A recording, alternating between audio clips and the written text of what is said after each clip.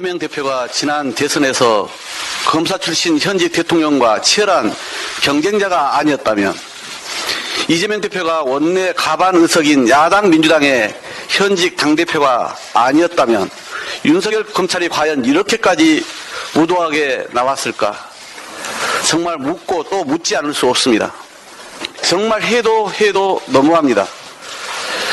정권의 하수인임을 숨기지 않겠다는 듯 윤석열 검찰의 정적 제거, 야당 탄압은 거침이 없습니다. 다 끝난 성남FC 사건의 무리한 소환에도 자진 출석했건만 윤석열 정권은 명절 대목에 밥상 여론이 얼마나 급했는지 검찰이 일주일도 안 돼 추가 소환 통보를 언론에 먼저 흘렸습니다. 김성태 쌍방울 전 회장도 기막힌 타이밍에 검거해 국내로 송환했습니다. 그 사이 언론은 단독을 붙여 앞다퉈 기사를 쏟아냈습니다. 1년 4개월 동안 증거 하나 못 찾은 검찰이 언론을 통해 실체 없는 의혹을 수없이 반복 재생하며 제1야당 대표를 올가매려합니다. 광고비는 후원금으로, 모르는 사이는 잘 아는 사이로 전원이 곧바로 사실이 되어버리는 누구라도 빠져나가기 힘든 검찰발 무한 루프입니다. 의혹의 가짓수는 물론 참모와 보좌진, 가족까지 그 대상도 전방위적입니다. 군사 독재 시절에도 이처럼 야당 대표를 공개적으로 망신주고 모욕한 전례는 없었습니다. 윤석열 검찰의 목적은 누가 봐도 정적 제거, 그 이상도 그 이하도 아닙니다.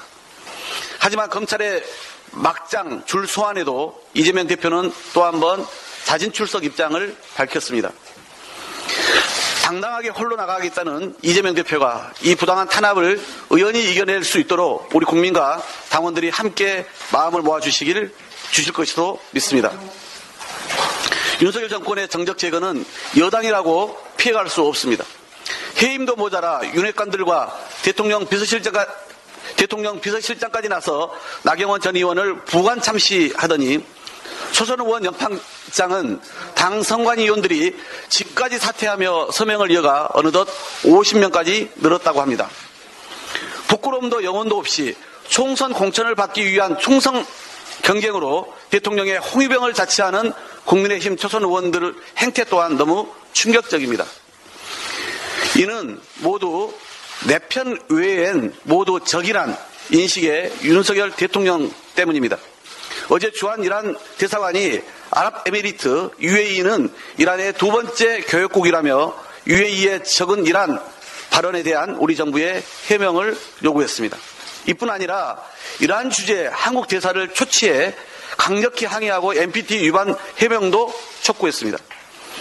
말 한마디에 천냥빚을 갚기는커녕 윤석열 대통령 자신이 외교 참사를 일으키며 국익을 훼손하고 국격을 갉아먹고 있습니다. 국민의 인내심도 바닥을 향해 가고 있습니다.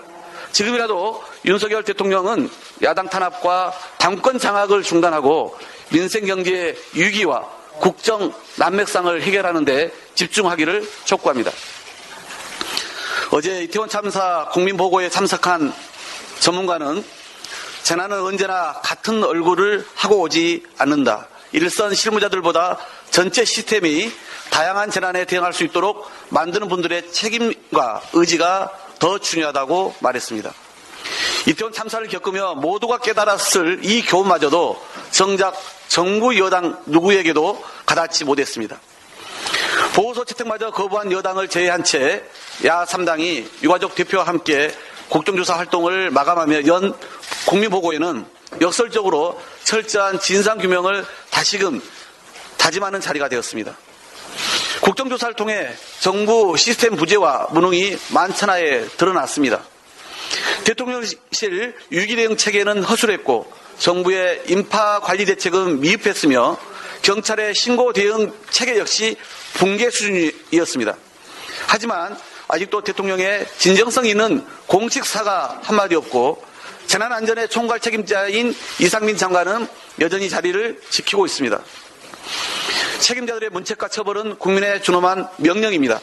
정치 도의적 책임뿐만 아니라 법이 정한 의무를 다하지 않은 책임자에게 반드시 상응하는 대가를 치르게 하는 것이 정의이고 도리입니다. 윤석열 대통령이 끝내 거부한다면 민주당은 국민의 이름으로 이상민 장관의 정치도의적, 법적 책임을 끝까지 묻겠습니다. 아울러 독립적 재난조사기구 신설의 근거 마련을 위한 법안 논의에 조속히 착수하겠습니다. 법안에는 조사기구 설치뿐 아니라 이태원 참사 수모 사업을 포함한 유가족 지원 내용도 담을 필요가 있습니다. 지금도 끊이지 않는 희생자와 유가족을 향한 반인륜적인 2차 가해 행위에 맞서 근본적인 방지책도 모색하겠습니다.